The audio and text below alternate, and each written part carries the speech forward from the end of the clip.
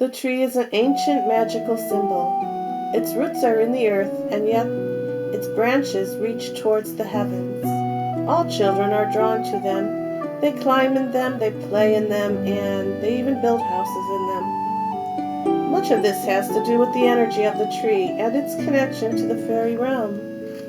Children are drawn naturally to those places where fairies are found, and fairies and elves are drawn to children, stimulating imagination and play in them. Children instinctively feel the spirit of trees, even if they don't recognize it for what it is. No tree is without its spirit. It is home to a living being that oversees all activities and energies associated with the tree. This spirit grows with the tree and disappears with its death. Tree spirits have great dignity. Tree spirits are generally affectionate to people and are drawn to humans. It is not unusual for a human to have their favorite tree and for trees to have their favorite human.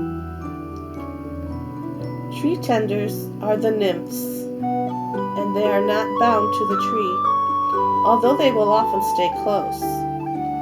But like I said before, the spirit of the tree doesn't leave the tree. But the nymphs can emerge from the tree for a little distance when they desire.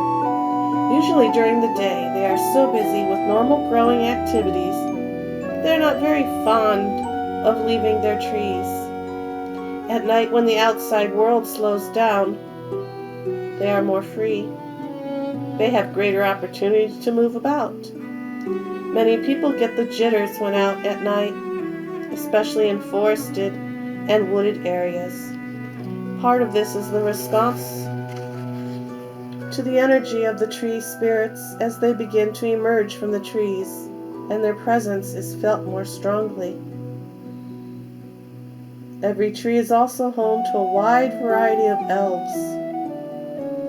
The tree elves are usually what are first seen by humans around the tree and are often mistaken for the actual tree spirit. Most of the fairies and elves are earth spirits. They often live beneath the surface of the tree, but they are frequently seen running along its branches.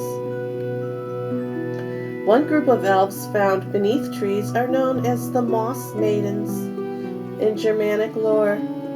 These very ancient beings live within the root system of the tree. They hold the knowledge of the healing power of all plants. And actual tree fairies are rare, but many fairies will attract themselves to a particular tree or special tree.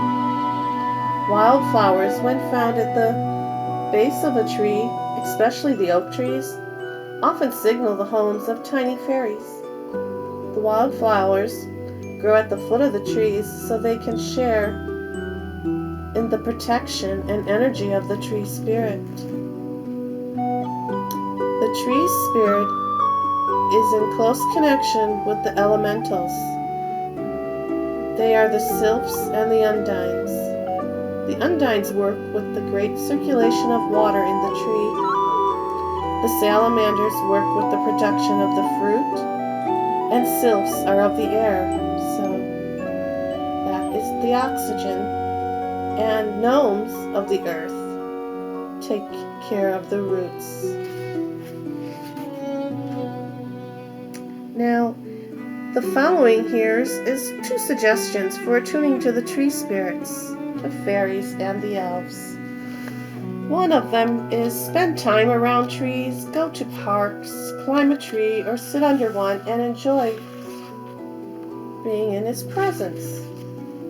Another way is occasionally sit at a distance from trees and bushes and then allow your eyes to have focus, using a daydream kind of gaze upon the tree. Can you see any forms or faces in the configuration of the bark and branches? And don't worry whether you may be imagining it. You are stretching your perceptions. This soft focus helps in seeing the spirit of the tree.